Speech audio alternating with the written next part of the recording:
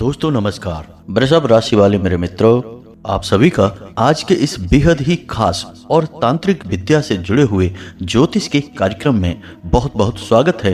हृदय से अभिनंदन है। माता रानी आपकी हर मनोकामना पूरी करें और आपकी और आपके परिवार की हमेशा रक्षा करें। दोस्तों, आज के इस वीडियो में हम आपको जो जानकारी देने जा रहे हैं वह आपको हिलाकर रख देगी, क्योंकि आज के इस वीडियो में हम आपको एक ऐसी औरत के बारे में बताने जा रहे हैं जो आपकी बर्बादी का एक बहुत बड़ा और मुख्य कारण है। अब इस औरत के बारे में हम आपको पहले भी संकेत दे चुके हैं, लेकिन आज के इस वीडियो में हम आपको इस औरत के बारे में सब कुछ पूरे विस्तार के साथ बताएंगे।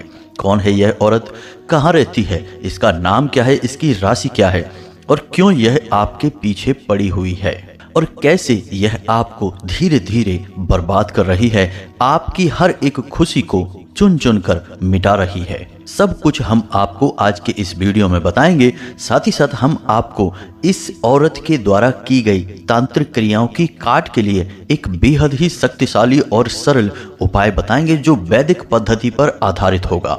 अब आप ध्यान से समझिए, जो भी जानकारी हम आपको इस वीडियो में देने जा रहे हैं वह माता रानी की कृपा और आशीर्वाद से हमारे अनुभवों पर आधारित है। जी हाँ दोस्तों, जो भी हमें अनुभूतियां होती हैं माता रानी की भक्ति करने के दौरान, जो हमें अनुभव प्राप्त होती हैं, उन्हीं के आधार पर हम आपको अपनी वीडियो के माध्यम से जानकारियां देते हैं। इसी के साथ साथ दोस्तों, हमने आपकी राशि के ग्रह गोचर का भी गहराई से अध्ययन किया है। तो ऐसे में कुछ ऐसे जरूरी कार्य हैं जो आपको अवश्य ही कर लेने चाहिए। इन कार्यों को करने से आप ना केवल नकारात्मक शक्तियों की चपेट में आने से बचेंगे, बल्कि आप जो भी कार्य करेंगे उसमें आपको कामयाबियां भी हासिल होंगी। जिसकी आपको सबसे अधिक जरूरत है वह सब कुछ आपको मिलना शुरू हो जाएगा। तो वीडियो बहुत ही ज्ञान से भरपूर है और बहुत मेहनत से हमने आपके लिए तैयार किया है। अब जिन लोगों के मन में माता रानी के लिए गहरा विश्वास है, उन लोगों के लिए इस वीडियो में एक बहुत बड़ा खजाना है। जी हाँ दोस्तों, माता रानी को सिद्ध करने का एक बहुत ही सरल उपाय है, बहुत ही सरल विधि है, जिसे हमारे प्राचीन ऋषि मुनियों ने ऐसे साधकों के लिए बनाया था जो गृहस्थ जीवन में जी रहे हैं, जिनके पास समय का बहुत अभाव है और जिन्हें वैदिक मंत्रों और विधि विधानों का पूरा ज्ञान नहीं होता है। तो ऐसे में वे लोग कैसे माता की सिद्धि हासिल करेंगे, माता की पूरी कृपा हासिल करेंगे और माता कैसे 24 घंटे उनके साथ रहेंगी, इसके लिए भी एक बहुत ही सरल विधि प्राचीन काल में हमारे ऋषि मुनियों ने बनाई थी। तो आज हम आपको वह विधि भी इस वीडियो के माध्यम से बताने जा रहे हैं। दोस्तों, यकीन मानिए कि यह वीडियो स्वयं माता रानी का एक आशीर्वाद है और खुद माता रानी आपको यह ज्ञान देना चाह रही हैं। हम तो एक छोटे से दास हैं, केवल माध्यम मात्र हैं। शब्द तो माता रानी के हैं, कृपा तो उनकी ही है। इसलिए पूरे भाव के साथ इस वीडियो को देखें, बिल्कुल भी इस वीडियो को बीच में ना छोड़ें। यदि आपने इस वीडियो को बीच में छोड़ दिया तो निश्चित ही यह आपकी एक बहुत बड़ी गलती होगी। कई बार आपने छोटी छोटी गलतियां की हैं जिनकी आपने बहुत बड़ी कीमतें चुकाई हैं। ऐसा नहीं है कि आपको इन गलतियों के बारे में पता ही नहीं चलता है, लेकिन जब तक पता चलता है तब तक बहुत देर हो जाती है। फिर चाहे वे आपके काम धंधे व्यापार से जुड़े हुए फैसले हों, घर परिवार में लोगों के साथ किया गया बर्ताव हो, हर जगह आप कहीं ना कहीं छोटी छोटी गलतियां कर ही जाते हैं और बाद में फिर पछताने के अलावा कुछ भी आपके हाथों में नहीं बचता है। तो अब कोई गलती मत करना, बस इस वीडियो को पूरा देखना। आपका जीवन निश्चित तौर पर बदलेगा, इस बात की हम गारंटी देते हैं। तो चलिए दोस्तों, माता रानी का नाम लेकर आज के इस वीडियो की शुरुआत करते हैं। लेकिन इससे पहले आपसे एक निवेदन है कि कमेंट में पूरे भाव के साथ, पूरी भक्ति के साथ माता रानी को हृदय से याद करते हुए जय माँ भद्रकाली कृपा करो अवश्य लिखना। एक बार नहीं, 3 बार लिखना। माता रानी दौड़ी चली आएंगी और आपके जीवन का उद्धार कर देंगी, हमें पूरा विश्वास है। साथ ही साथ दोस्तों, अपना नाम और स्थान लिखना बिल्कुल भी ना भूलें। माता रानी के आशीर्वाद से आपको उनकी पूरी कृपा प्राप्त होगी। यह दास आपके नाम से शनिवार के हवन में आहुतियां करवा देगा। बाकी फिर माता रानी स्वयं जाने कि उन्हें क्या करना है, आपकी जिंदगी को कैसे बदलना है। साथ ही साथ दोस्तों, आपसे एक छोटा सा निवेदन और है कि यदि आप चैनल पर पहली बार आए हैं तो चैनल को सब्सक्राइब करके बगल में जो घंटी का निशान है उसे भी अवश्य ही दबा दें। इससे हमारा मनोबल बढ़ता है और यह बिल्कुल ही फ्री है दोस्तों। इससे हमें मानसिक बल प्राप्त होगा। नई ऊर्जा के साथ हम आपके लिए ऐसे ही बेहतरीन ज्ञान के खजाने लेकर आते रहेंगे दोस्तों। तो चलिए जल्दी से चैनल को सब्सक्राइब करिए, फिर आगे बढ़ते हैं। दोस्तों, यह औरत ऐसी औरत है जिसने पहले भी आपके जीवन में बाधाएं उत्पन्न की हैं। कई बार इसने आपके जीवन को मृत्यु के दरवाजे तक पहुंचा दिया है। जी हाँ दोस्तों, कई बार आपके जीवन में ऐसा अवसर आया है जब आपको लगा कि अब आपकी जान ही चली जाएगी, यानी कि परिस्थितियां इतनी खराब, इतनी नकारात्मक बन गईं कि जब चारों ओर आपको सिवाय अंधेरे के कुछ और दिखाई ही नहीं दे रहा था।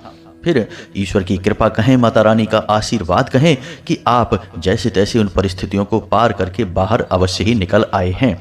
इसमें आपके पुण्य कर्म और आपकी सच्ची भावना भी शामिल है दोस्तों, जिसने आपको बचाया है। हम पहले भी आपको कई बार यह बता चुके हैं, फिर बता रहे हैं कि आपकी राशि के जातक जो हैं वे ईश्वर को बहुत प्रिय होते हैं, क्योंकि आपके अंदर जो भाव है, जो शुद्धता है, हृदय की पवित्रता है, वह किसी और इंसान के अंदर आसानी से देखने को नहीं मिलती है।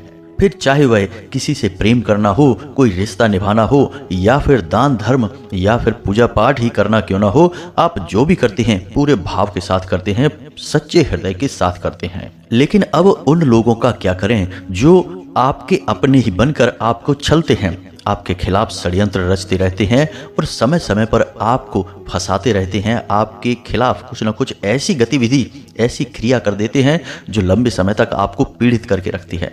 फिर आपको लगता है कि आप तो कोई गलत कार्य भी नहीं कर रहे हैं, आपने हर काम पूरी मेहनत और ईमानदारी से किया है, फिर सच्चे और अच्छे परिणाम आपको प्राप्त क्यों नहीं हो रहे हैं। तो दोस्तों, हम बता दें, इसका सबसे बड़ा कारण यही होता है कि किसी ने आपका गुप्त रूप से बंधन कर दिया है। अब बंधन चाहे आपकी बुद्धि का हो, आपके घर परिवार की खुशियों का हो, या आपके काम धंधे का यानी कि आपकी लक्ष्मी का हो।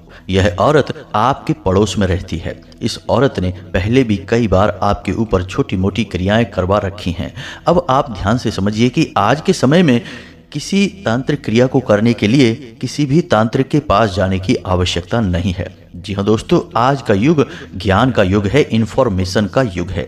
अब इंसान जानकारी लेने के लिए कहीं नहीं जाता, जानकारी स्वयं इंसान के पास चलकर आ जाती है। जी हाँ दोस्तों, फिर चाहे वह मोबाइल का माध्यम हो, कंप्यूटर का माध्यम हो, इंटरनेट का माध्यम हो, हर जगह जानकारी का भंडार भरा पड़ा है। जिसका एक बड़ा उदाहरण यह है कि अब लोगों को कथाएं सुनने के लिए कहीं जाने की आवश्यकता नहीं है। मोबाइल में ही गुरु की जो भी कथा सुननी है, लोग बड़े चाव से, बड़े प्रेम के साथ सुन सकते हैं और अपने मन को शुद्ध बना सकते हैं। तो अब आप समझिए कि समय बदल चुका है। अब हर इंसान के पास वो जैसा चाहता है वैसा ज्ञान उपलब्ध है, बस जरूरत है तो उसे उपयोग कर लेने की।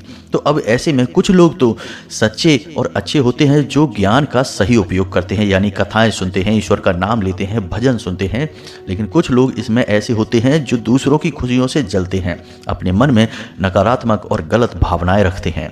तो वे लोग फिर ऐसे ज्ञान को अपने पास एकत्रित करने लगते हैं। जी हाँ दोस्तों, काली क्रियाओं के बारे में जानकारी निकालते हैं और उनका प्रयोग करना शुरू कर देते हैं। दोस्तों, आप विचार करके देखिए, कभी ऐसा हुआ है कि आप घर से अपने बाहर निकले हों और आपके मुख्य दरवाजे के ठीक सामने कभी आपको हड्डी पड़ी मिली हो, नींबू या मिर्ची या लाल मिर्ची के बीज या कोई पंख। जी हाँ दोस्तों, खास तौर से उल्लू का पंख, ऐसी कोई चीज़ यदि आपको अपने दरवाजे पर पड़ी मिली हो, या फिर कोई सिंदूर वगैरह है, या फिर कोई सफ़ेद रंग का पाउडर जैसे कि नमक होता है, ऐसा कोई पाउडर आपको अपने घर के ठीक दरवाजे पर सामने पड़ा मिला है, या आपके घर की छत पर आपको ये चीज़ें पड़ी मिली हैं, तो आपने भले ही इन चीज़ों के बारे में विचार ना किया हो। दोस्तों, चीज़ें और भी बहुत सारी होती हैं, लेकिन फ़िलहाल जो हमारे दिमाग में आ रही हैं हम बस उनके बारे में आपको बता रहे हैं। फिर आप विचार करके देखिए कि कभी ऐसा कुछ आपको अचानक आपके घर के दरवाजे के ठीक सामने या फिर आपके घर की छत पर पड़ा मिला है, जिसे देखकर एक बार को आपने सोचा कि यह यहाँ कैसे आ गया, इसका तो आने का कोई कारण नहीं था, लेकिन फिर आपने उसके बारे में विचार नहीं किया और आपने बस उसे उठाकर वहाँ से फेंक दिया, या फिर आप वहाँ से सीधे चले गए। तो आप समझिए कि ये चीज़ें आपके यहाँ क्यों आईं। किसी ने तो इसे पहुँचाया होगा, किसी ने तो इन्हें डाला होगा, अपने आप तो आ नहीं सकती हैं। तो जिसने डाला है उसने क्या सोचकर इन चीज़ों को आपके घर के सामने या आपके घर की छत पर डाला है। अब यह विचार करने का विषय है दोस्तों। लोग नकारात्मक गतिविधियों को चुपचाप अंजाम देते हैं रात को 12 बजे या फिर किसी ऐसे समय पर जब कोई भी देख ना रहा हो। खास तौर से आधी रात के बाद ही ऐसी गतिविधियां की जाती हैं, तभी तो किसी को पता नहीं चलता है। दूसरे दिन अचानक दरवाजा खोला तो सामने कुछ दिखाई देता है पड़ा हुआ। अब अनजाने में लोग इन सब बातों की अनदेखी कर देते हैं, लेकिन धीरे धीरे उनकी बर्बादी शुरू हो जाती है। कभी कभी ऐसा होता है कि आपके पुरखे पूर्वज आपसे प्रसन्न हैं, आपकी कुल देवी या देवता का साथ है आपके साथ, या फिर आपके पुण्य कर्म बहुत अधिक प्रबल हैं, तो इन शक्तियों का आपके ऊपर प्रभाव कम पड़ता है या फिर ना भी पड़ता हो, लेकिन ज़्यादा समय तक आप बच नहीं सकते हैं। जी हाँ दोस्तों, जैसे जैसे ये काली क्रियाएं आपको घेरती चली जाएंगी, आपके आसपास जो सकारात्मक ऊर्जा का वातावरण है वह धीरे धीरे छिन्न भिन्न होना शुरू हो जाएगा। जी हाँ दोस्तों, अब काली क्रियाओं का सीधा संबंध 2-3 ग्रहों से होता है दोस्तों, जिसमें राहु और केतु सबसे ऊपर होते हैं। शनि और शुक्र भी खराब होने लगते हैं। तो दोस्तों, जैसे ही किसी ने आपके ऊपर काली क्रिया की, तांत्रिक क्रिया की, वैसे ही आपका राहु नकारात्मक हो जाता है, आपके ऊपर दुष्परिणाम देने लगता है। तो इससे आपकी बुद्धि क्षीण होने लगती है, नकारात्मक कार्यों में आपकी रुचि बढ़ने लगती है, और जब आप खुद ही नकारात्मक कार्यों की तरफ आगे बढ़ने लगते हैं तो फिर देवी देवताओं की शक्ति आपसे दूर होने लगती है। इसीलिए तो दोस्तों यह कहावत बनी है कि विनाश काले विपरीत बुद्धि। जी हाँ दोस्तों, किसी ने कोई तांत्रिक क्रिया कर दी, आपके ऊपर टोना टोट का उपाय कर दिया, तो आपकी बुद्धि परिवर्तित हो जाएगी। अचानक आपको नकारात्मक गलत कार्यों में मजा आने लगेगा, आपका इंटरेस्ट बढ़ जाएगा। अब इससे यह होगा कि आपकी विपरीत बुद्धि हो गई, क्योंकि आपका समय खराब होना है। अब देवी देवता आपके साथ नहीं रहेंगे, आपका धार्मिक कार्यों में, अच्छे कार्यों में मन नहीं लगेगा। तो जब देवी देवता आपके साथ नहीं रहेंगे, सकारात्मक ऊर्जाएं आपका साथ नहीं देंगी, तो ऐसे में आपको बर्बाद कर पाना बहुत आसान हो जाएगा। अब कहने का मतलब यह है कि राहु आपके लिए नकारात्मक परिणाम देगा और आपकी बर्बादी की कहानी शुरू हो जाएगी। तो उम्मीद है दोस्तों कि आप समझ गए होंगे कि जो छोटी छोटी तांत्रिक क्रियाएं होती हैं वे कैसे कार्य करती हैं। वे आपकी ग्रहों को, यानी आपके राहु और केतु को खराब करना शुरू कर देती हैं। फिर शुक्र और शनि भी नकारात्मक होने लगते हैं। धीरे धीरे सारे ग्रह आपके लिए नकारात्मक परिणाम देना शुरू कर देते हैं। उसे ही कहते हैं विनाश काल। तो अब ध्यान से समझिए, जो हम आपको बता रहे हैं वह बेहद ही खास है। 2-4 दिन के अंतर में आपको ऐसी कोई चीज अपने घर के दरवाजे पर या आपके कार्यस्थल पर या फिर आपकी घर की छत पर पड़ी हुई मिली है या नहीं। यदि नहीं मिली है तो निश्चित तौर पर आपको दिखाई देगी ऐसी कोई चीज। जी हाँ दोस्तों, क्योंकि यह औरत अब फिर से आपके ऊपर एक क्रिया करना चाहती है। इसने मन बना लिया है, अब यह आपकी बर्बादी की कहानी लिखने वाली है। क्योंकि दोस्तों, हम आपको बता दें कि इस समय आपका जीवन सामान्य चल रहा है। अब आपके जीवन में कोई खास परेशानियां हैं नहीं। छोटी मोटी जो परेशानियां हैं उनका समाधान आप आसानी से निकाल पाएंगे, लेकिन कोई भी ऐसी बड़ी अड़चन, कोई बड़ी बाधा आपके जीवन में है नहीं। तो अब ऐसे में जो आपसे जलते हैं, जो आपकी खुशियां देख नहीं पाते हैं, आपके चेहरे पर मुस्कुराहट नहीं देख सकते हैं, उन लोगों के सीने पर सांप लौट रहे हैं। अब आपकी कुछ छोटी मोटी आदतें भी ऐसी हैं कि आप कभी कभी दिखावेबाजी के चक्कर में ज़्यादा बोल जाते हैं या बड़ी बड़ी बातें कह जाते हैं या फिर थोड़ी बहुत दिखावेबाजी भी कर लेते हैं। इसकी वजह से लोगों का ध्यान आपकी ओर आकर्षित हो जाता है। और आप समझिए कि राशि चक्र में केवल एकमात्र आपकी ऐसी राशि है या आप एक ऐसे इंसान हैं जिससे हमेशा लोग जलते हैं। फिर चाहे आपकी परिस्थितियां कैसी ही क्यों ना हो, आप अच्छी या बुरी कैसी भी परिस्थिति में हो, लेकिन लोग आपसे हमेशा जलेंगे। अब इसका कुछ कारण भी है। इसका सबसे बड़ा कारण यह है दोस्तों कि आप कभी भी रोते बिलखते नहीं हैं, गिड़गिड़ाते नहीं हैं और अपने आत्मसम्मान से कभी समझौता करते नहीं हैं। लोग देखते हैं कि आप कभी भी किसी के सामने झुकते नहीं हैं, हमेशा चेहरे पर मुस्कुराहट रखते हैं। तो उनको ऐसा लगता है जैसे आपके अंदर कुछ तो खास बात है, कुछ तो ऐसा है जो दूसरों से अलग है, और बस इसी वजह से उनके मन में आपके प्रति जलन की भावना आने लगती है। आपने कई बार ऐसा नोटिस भी किया होगा दोस्तों कि पता नहीं क्यों लोग आपके हमेशा खिलाफ ही बने रहते हैं। यानी कि आप अच्छी बात भी बोलेंगे तो उसे काटने की कोशिश करेंगे, निकलेंगे। आप किसी के साथ कुछ भी अच्छा करने की या कहने की कोशिश करेंगे तब भी उसके परिणाम बुरे ही निकलेंगे, यानी नकारात्मक ही निकलेंगे। और पीठ के पीछे खास तौर से लोग आपके बारे में बुराइयां करते पाए जाते हैं। कई बार तो ऐसे लोग भी आपकी पीठ के पीछे बुराइयां करते हैं जिनसे आप बहुत अधिक प्रेम करते हैं, जिनके लिए आपने बहुत कुछ अपने जीवन में किया है, यानी खुद बहुत बड़ा त्याग करके उनके जीवन को बनाया है। ऐसे लोग भी आपके समर्थन में नहीं रहते, पीठ के पीछे वो भी आपके बारे में बातें करते हैं, क्योंकि कहीं ना कहीं उनके मन में भी आपके लिए जलन का भाव रहता है।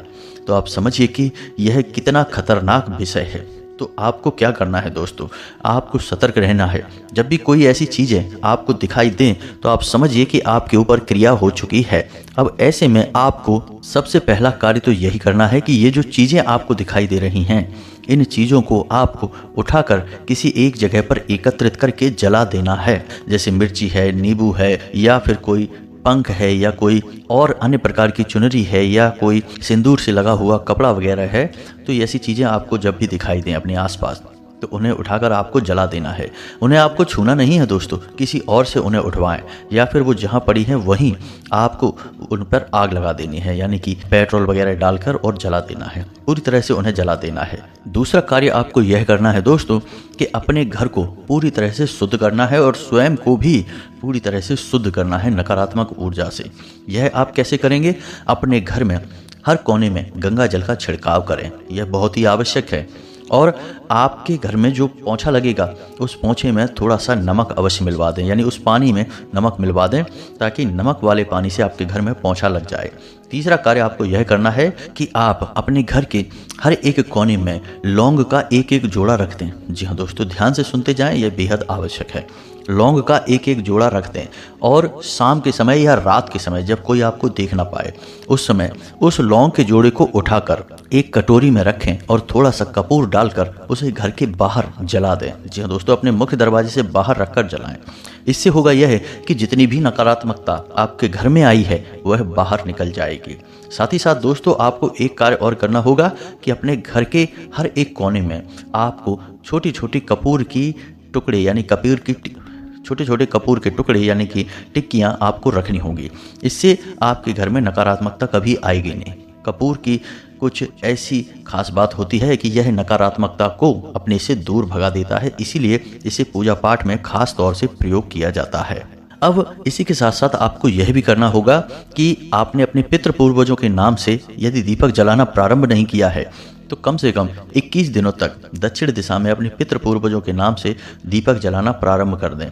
यह बहुत ही आवश्यक है। याद रखें कि घर का पहला सुरक्षा यानी घर के पहले रक्षक आपके पितृ ही हैं। यदि आपके पितृ ऊर्जावान रहेंगे तो आपका कोई बाल भी बांका नहीं कर पाएगा, क्योंकि पितृ आपकी रक्षा करेंगे हर एक प्रकार की ऐसी शक्ति से जिसे आप नहीं देख सकती हैं लेकिन वो देख सकती हैं। साथ ही साथ अपनी कुल देवी या देवता के नाम से भी दीपक अपने घर के मुख्य दरवाजे की दहलीज के ठीक बीचों बीच जलाना प्रारंभ कर दें।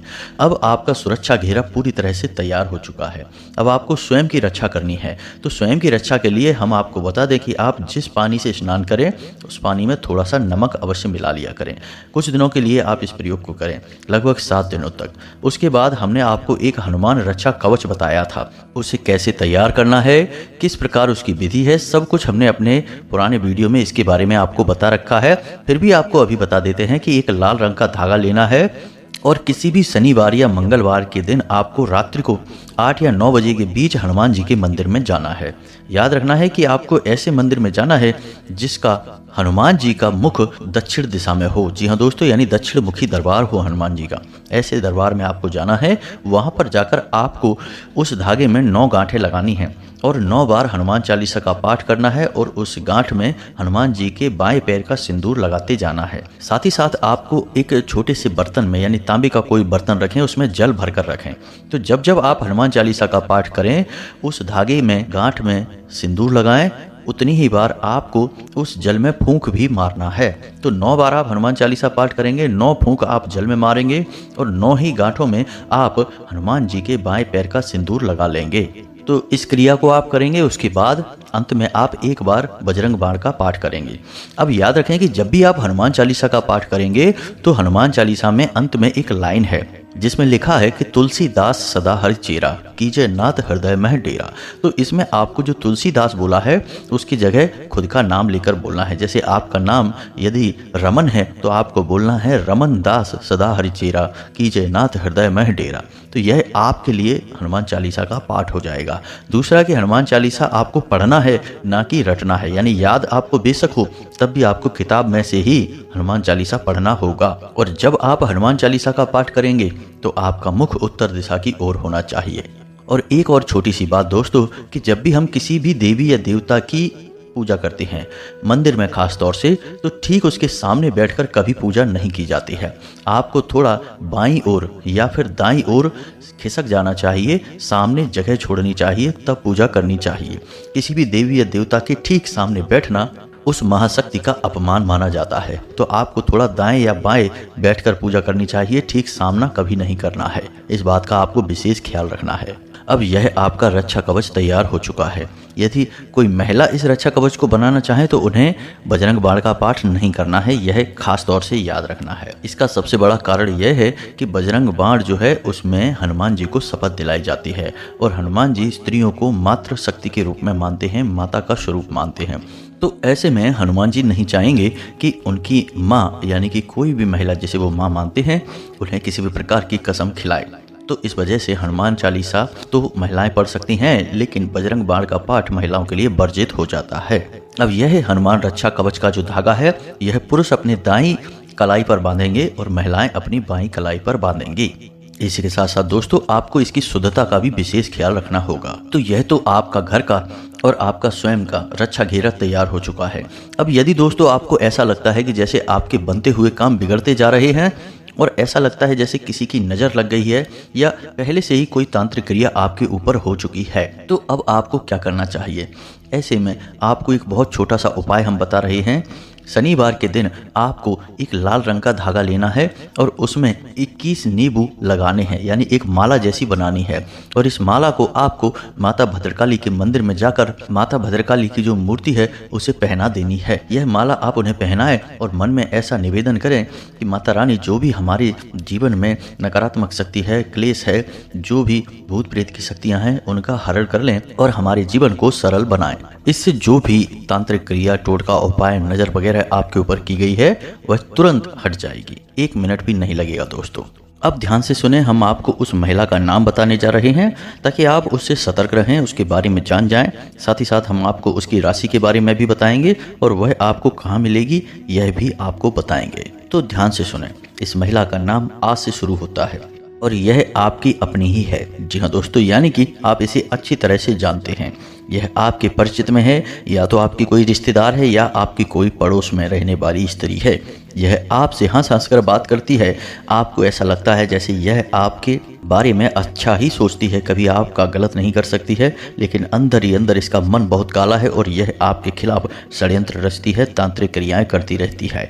और इनका प्रमाण है कि कई बार आपके जीवन में इसका प्रभाव देखा गया है। तो यह तो थी उस औरत के बारे में जानकारी। फिर आप अपने बौद्धिक बल से जानकारी का लाभ उठाने की कोशिश करें और समझने का प्रयास करें कि यह औरत कौन है।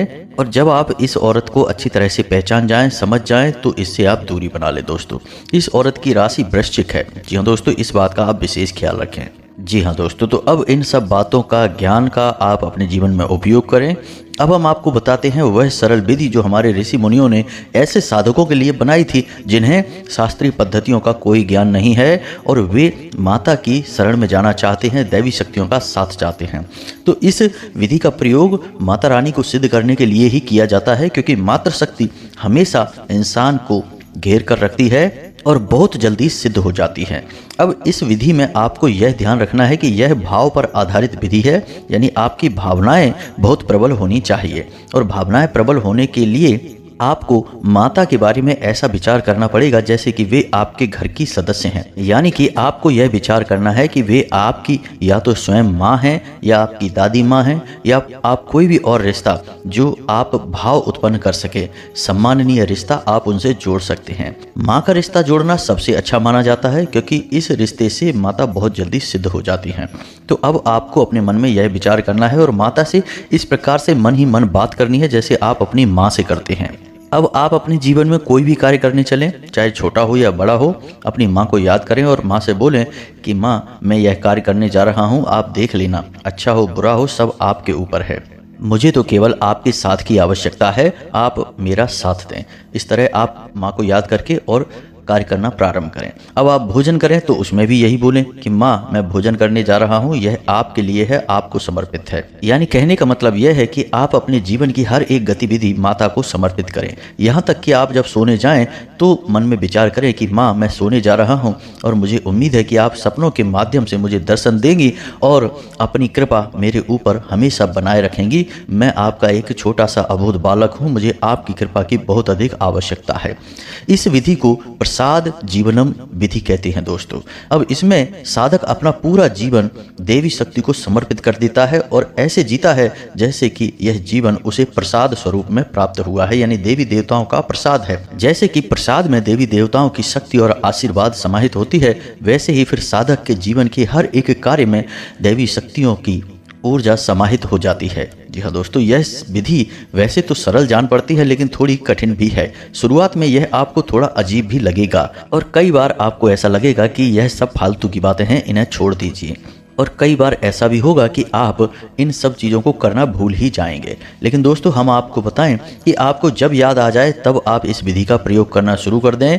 धीरे धीरे यह आपकी आदत बन जाएगी, फिर आपकी हर एक सांस और हर एक पल में दैवी शक्ति का वास हो जाएगा। और याद रखें कि शुरुआत में हर एक कार्य थोड़ा सा अजीब तो लगता ही है, फिर चाहे आप हनुमान चालीसा का पाठ ही नित्य पहली बार करना शुरू करें तब भी आपको वह भी अजीब लगेगा, क्योंकि थोड़ा सा हटकर यदि आप कुछ नया अपने जीवन में करेंगे तो अजीब लगना स्वाभाविक सी बात है। तो आप इस बात की परवाह ना करें और सच्चे मन से अपने भाव से माता को याद करते हुए हर एक कार्य को उन्हें समर्पित करते चले जाएं और आप देखेंगे कि धीरे धीरे आपके जीवन में हर एक नकारात्मकता दूर हटती चली जाएगी और आप जो भी कार्य करेंगे उसका परिणाम हमेशा अच्छा ही आएगा। और सबसे बड़ी बात दोस्तों कि आपका चित्त शुद्ध होता चला जाएगा, जिसकी कि आपको सबसे अधिक आवश्यकता है।